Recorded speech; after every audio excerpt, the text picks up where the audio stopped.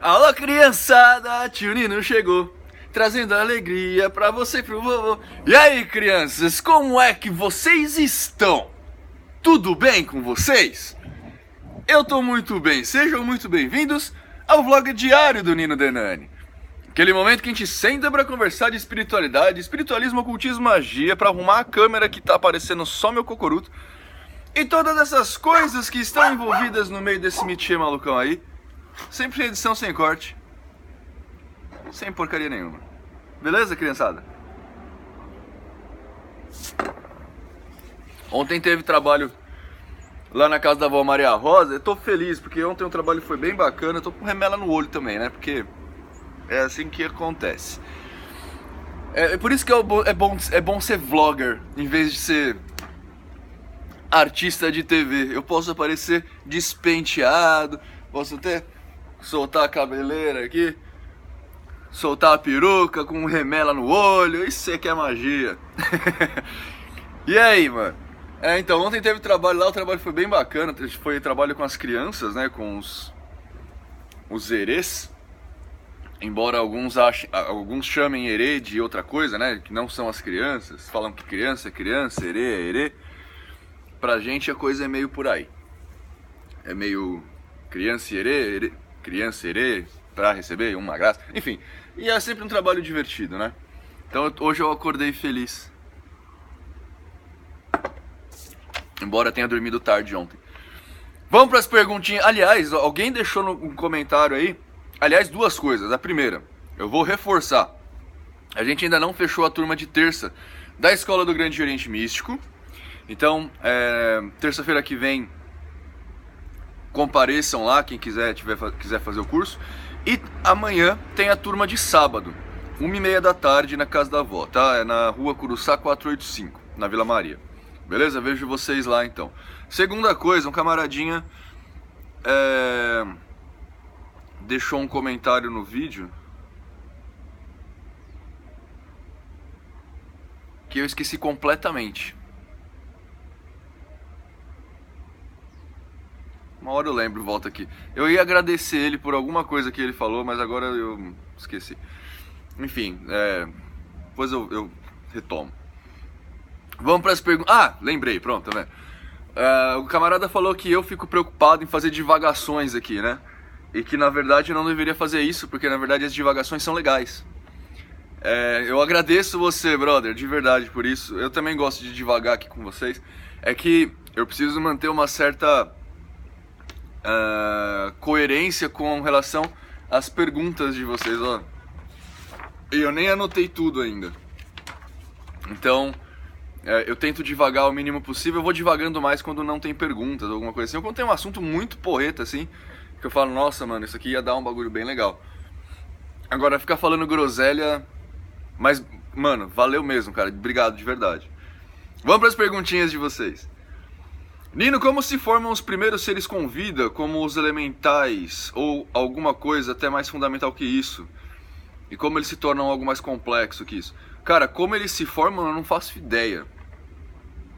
Pra mim, a questão da vida espiritual é meio que nem a questão da vida material, saca? Tipo, os cientistas sabem como a gente chegou até aqui, mas não sabem de onde a gente veio, entendeu?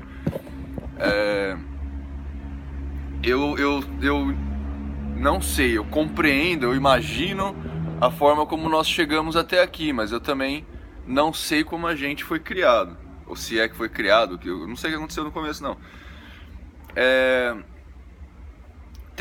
Tem algumas coisas dentro do ocultismo que estudam a evolução espiritual, tá?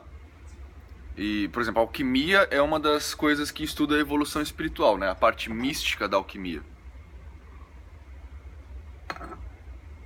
Então a pedra filosofal lá nada mais é que um estudo de como você decantar você quanto espírito para se tornar uma coisa mais evoluída. Eu, como hermetista, tento buscar a explicação que explica tudo, né? Então eu tento pegar, não só eu, logicamente eu sou só mais um nessa sucessão aí, tentam pegar todos os seres metafísicos que existem, pelo menos que a gente toma contato, né?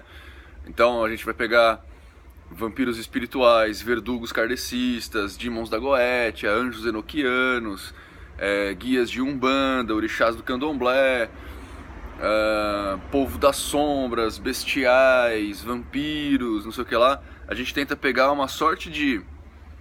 Aliás, é uma pesquisa bem legal para quem quiser fazer, tá? Eu acho muito divertido. Você pega todas... Você tem que ir pegando lenda por lenda e ir decantando essa lenda, né? Que o alquimista falaria. Ou seja, você vai buscando da onde essa lenda veio.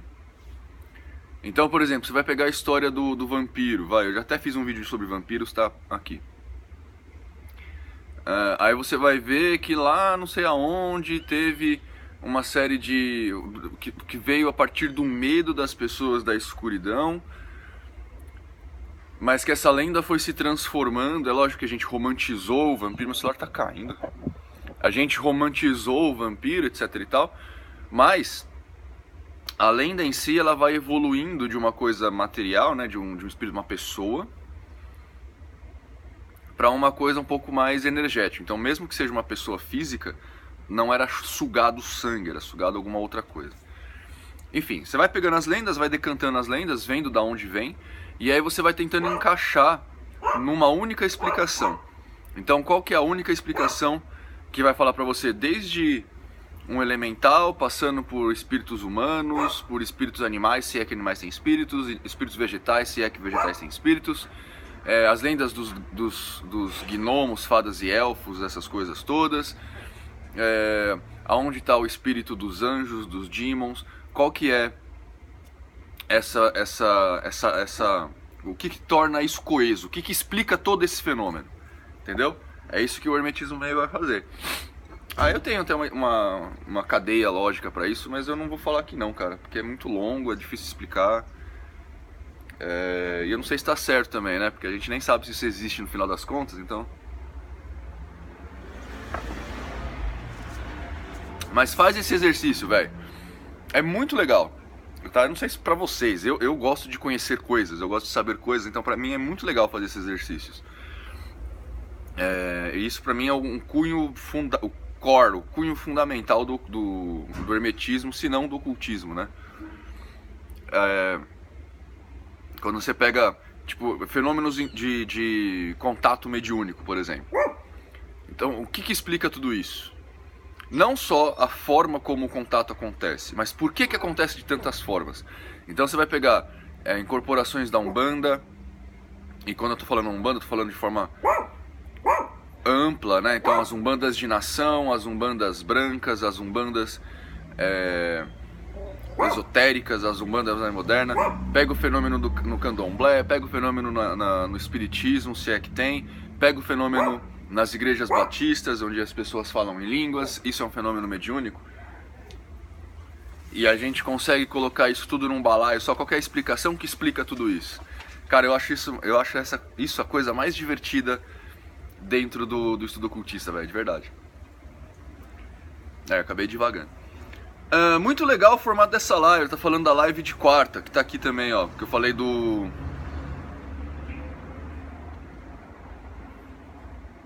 Acho que do livro dos mortos egípcios. É muito bom o tópico no qual você falou sobre as runas nórdicas em sua forma mágica. Teria como fazer um vídeo nesse mesmo esquema, falando sobre as runas, como sistema mágico e não como oráculo?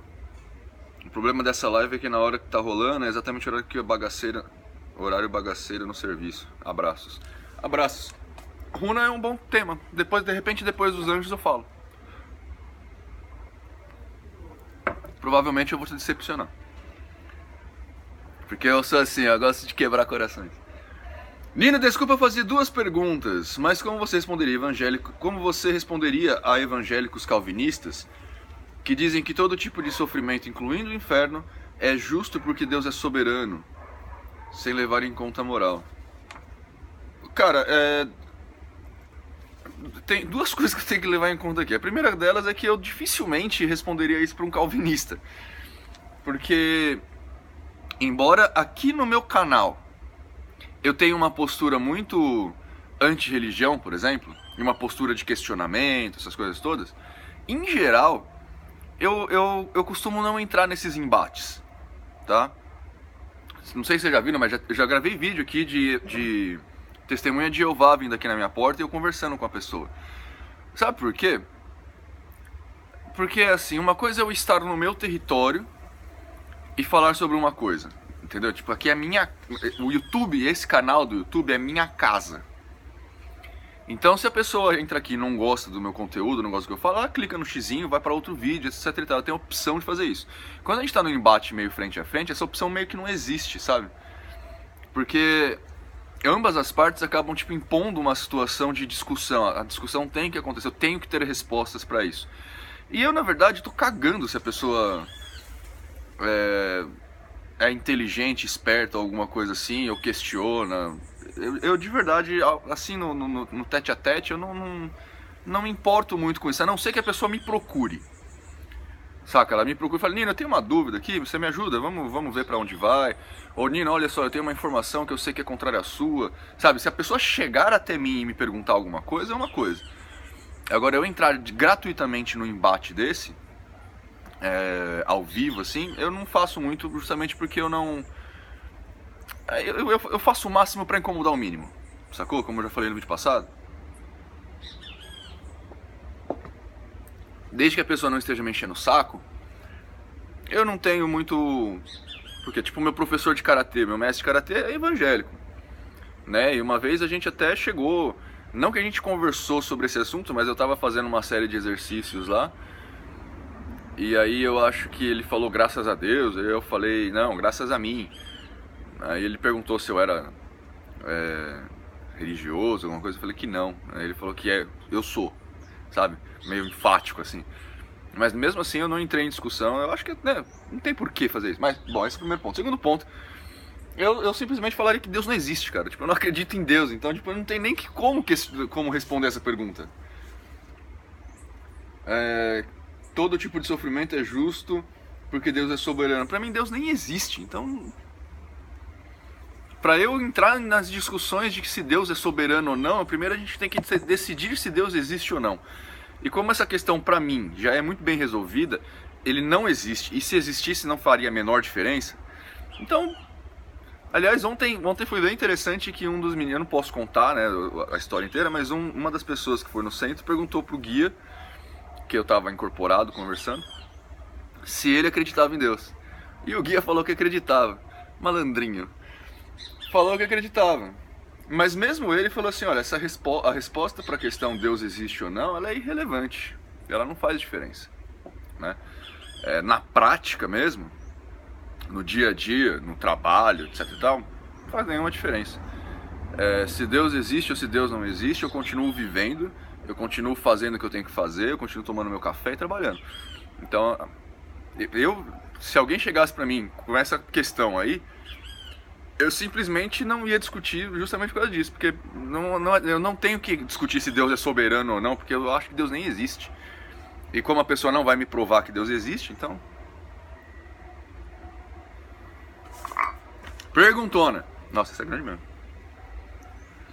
Bom dia, Nino. Bom dia, pessoa. Quando tu diz fazer contato mental com um espírito, tu ouve a entidade ou recebe as informações que transbordam em sua mente? Eu sou leigo nessas coisas, comecei a procurar esses mistérios faz 3 anos, porém desde pequeno sou ligado a esses assuntos por questões familiares. Por motivos de curiosidade, eu comprei um tabuleiro Ouija, mesmo sabendo que não funcionava, mas gosto de testar as coisas por mim mesmo. Comecei a mentalizar e tudo mais, porém algo aconteceu, ao invés de eu mover o ponteiro, ou o ponteiro se mover sozinho, eu comecei a receber um monte de informações e aquilo fatigou muito. Anotei num pedaço de papel na época e verifiquei as informações e me assustei bastante. A entidade se dizia uma espécie de guardião que trabalhava numa encruzilhada em determinado endereço. Não tenho mais esse endereço, pois eu mudei e acabei perdendo a folha. Deu exatamente numa encruzilhada numa cidade do Reino Unido. Apesar de assustado, eu fui meio cético, já que tudo apareceu na minha mente. Então, Nino, o contato espiritual é mais um aglomerado de informações que surge ou é uma coisa mais humana, onde se vê e escuta? Nos lugares que frequentei, as pessoas sempre falam de ver e ouvir, porém quando uma entidade aparece eu não escuto. Muitas vezes não vejo. Apenas sei o que está acontecendo e o que é para fazer. E isso meio que me incomoda, pois não sei se estou tendo um contato real ou não. Desculpe o incômodo, mas você é uma das pessoas que confio mais por não acreditar nas coisas logo de cara. Isso traz uma certa confiança para as pessoas leigas. Obrigado, pessoa. Então, de vez em quando, virei fazer perguntas para ter uma opinião terceira de qualidade. Boa sorte com a escola, cada vez crescendo mais. Valeu, pessoa, inclusive pela confiança. Ó, cara, o contato mediúnico, ele é muito particular, tá? O próprio Kardec, eu uso bastante o Kardec, só pra vocês saberem, tá? Eu uso bastante o Kardec como referência pra essas coisas, não porque eu sou kardecista, tá? Aliás, eu nem sou kardecista, mas eu acho que o Kardec falou muita merda. Mas ele foi um dos que mais estudou o fenômeno espiritual, por assim dizer, de forma um pouco mais menos fantasiosa, tá? Inclusive com a metodologia dele, é uma metodologia um pouco melhor. Então, é por isso que eu cito bastante Kardec, tá? Mas não estou incentivando ninguém a ser kardecista. Enfim, mesmo Kardec nas suas obras, no Livro dos Médiuns, ele descreve uma série de formas desse contato espiritual acontecer. Então, para algumas pessoas, realmente elas ouvem. Aqui tem duas situações, porque uma coisa é você ouvir com o ouvido, que é uma mediunidade de efeito físico, que o Kardec chama, né? O seu tímpano vibra, entendeu? O seu tímpano vibra, aí vibra o martelo que bate na bigorna, que faz o som chegar no seu cérebro. Isso é uma coisa. Outra coisa é o que geralmente as pessoas chamam de ouvir, que na verdade elas sentem a frase montando na sua cabeça. É como se a sua consciência estivesse falando com você, tá? É um ouvir subjetivo.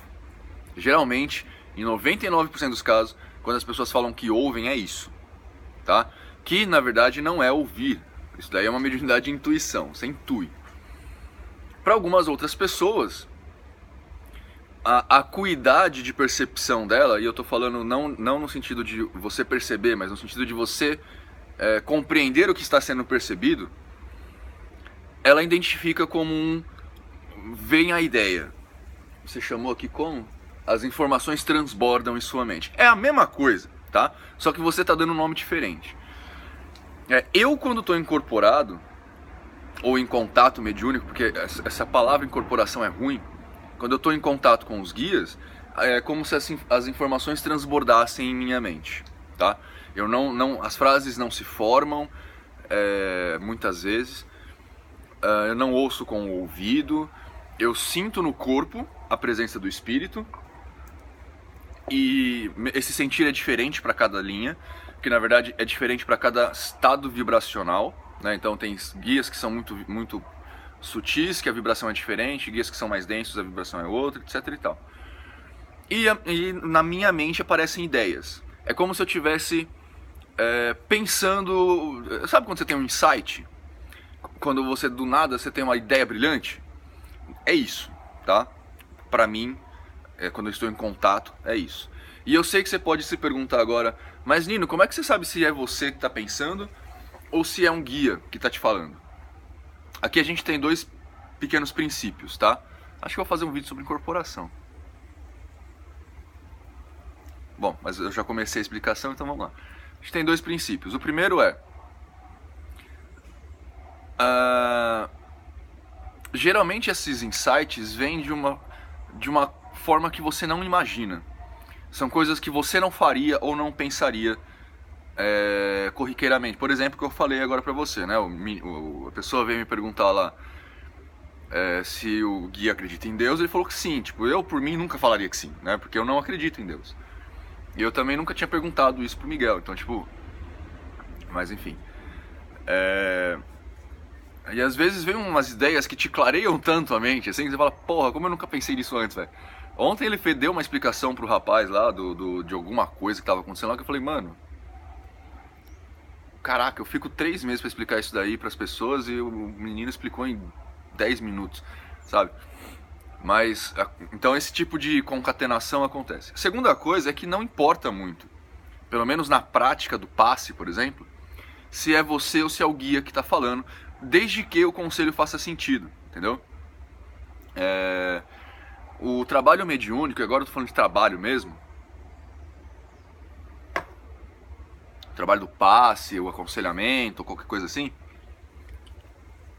ele é um trabalho que acontece com um time formado. Então é o time você e seu guia que se unem num time para fazer uma coisa acontecer. Então, na prática mesmo, o que está sendo dito, se for bacana, não importa de onde veio. Entendeu? Se for um bom conselho, mesmo Todd poderia me dar. Você tem que ouvir, pensar a respeito e aí processar isso de acordo com o que você acha que tem que acontecer. Eu sei que isso é meio problemático para as pessoas em geral. Por quê? Geralmente, quando alguém vai num centro, eu tô falando em geral, tá? Quando alguém vai num centro, vai esperando um milagre. E os centros meio que correspondem a essa expectativa, né? Por isso que as pessoas voltam. E o milagre que eu tô falando é o esquema simpatia, né? Ou seja, as pessoas vão no centro esperando ouvir de um guia uma mandinguinha. Então, eu tô sem emprego, vai pra sua casa, acende 3 velas na encruzilhada, à meia-noite, uma encruzilhada que você nunca mais vai passar, 3 velas vermelhas, pede pra caveira, sabe? Não vão fazer isso, pelo amor.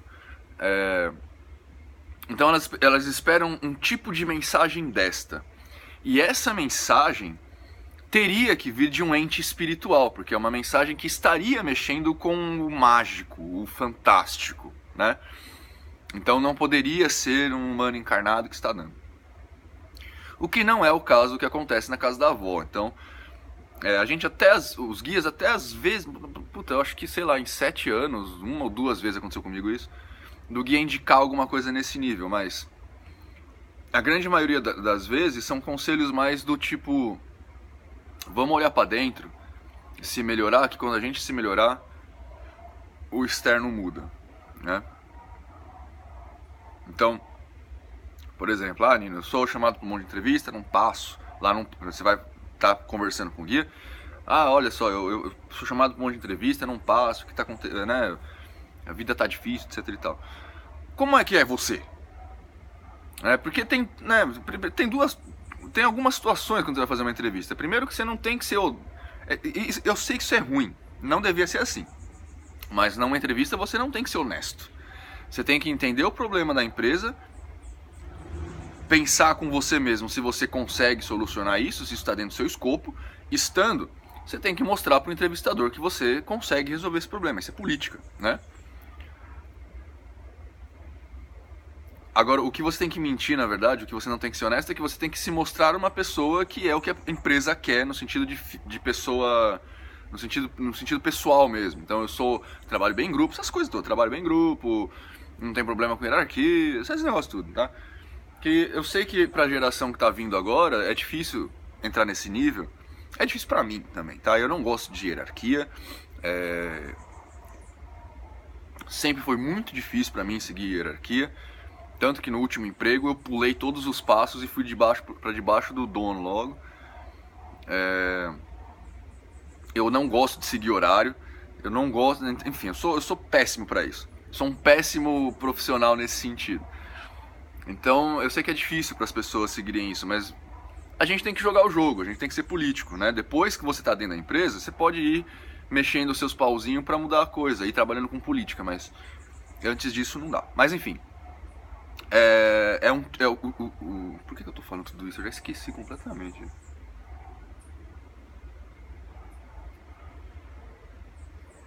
Enfim, você que tá trabalhando aí, que tá fazendo essas incorporações, etc e tal, cara, não se julgue pelos outros, velho. Faz o seu trabalho, tá?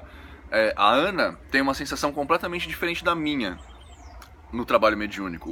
O Dadá e a Marisa, que são os outros 2 médiuns mais velhos da casa, eles também têm percepções completamente diferentes das nossas. E eu percebo a incorporação de um jeito, a Ana de outro, o Dadá de outro e a Marisa de outro. Então não dá pra gente colocar tudo no mesmo balaio e imaginar que todo mundo é igual. Até porque a gente entra num... Puta, já deu 25 minutos. A gente tem um perigo, uma coisa muito difícil aqui, quando a gente tá falando de incorporação, que é exatamente a dificuldade de linguagem, tá? Então, Algumas pessoas falam assim, olha, eu não escuto, eu vejo, a mensagem aparece na minha cabeça. Outras pessoas falam assim, eu escuto. Só que o escutar pode ser exatamente a mesma coisa que aparece a mensagem na minha cabeça. Entendeu? Só que a pessoa está definindo de forma diferente, embora seja exatamente a mesma coisa, sacou? Mas eu acho que por enquanto é isso. Depois eu vou ver se eu faço um vídeo sobre isso. Mas, crianças, espero que vocês tenham uma ótima sexta-feira. Se vocês forem beber, não dirijam. Se for dirigir, não bebam. Não esqueça que amanhã tem a primeira aula do curso de Magia, Filosofia do Fogo e Doutrina Ritualística na Escola do Grande Oriente, 1h30 da tarde, na casa da avó, Curuçá 485, Vila Maria. Vila Maria não. Vila Maria. Eu vejo vocês lá, beleza? Espero que vocês tenham um ótimo fim de semana. Até segunda-feira.